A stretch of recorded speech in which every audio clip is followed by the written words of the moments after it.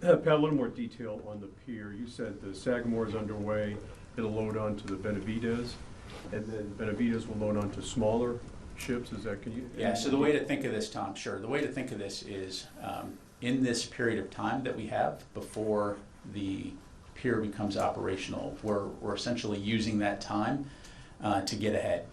And since the Sagamore has been loaded with humanitarian assistance, by transloading that onto the Benavides is essentially in position to immediately start loading that onto the floating pier for subsequent shipment to the causeway and delivery to the shore.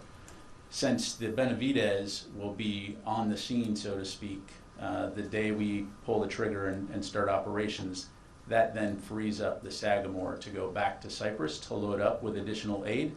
And then once this process gets going, the way to think of this is you'll have that floating pier several miles offshore. Ships will go directly from Cyprus to the floating pier to unload.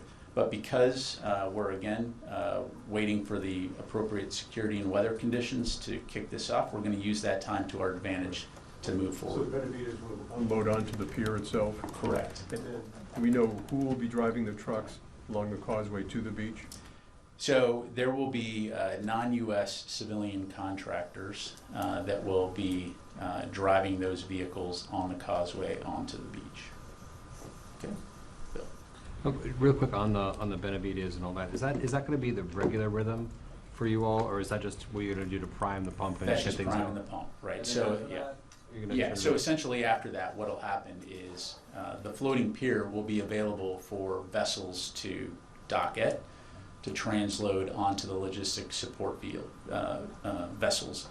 And so, it could be the Benavides, it could be the Sagamore, it could be other ships, again, that are picking up aid in Cyprus and bringing it to that floating pier. And then on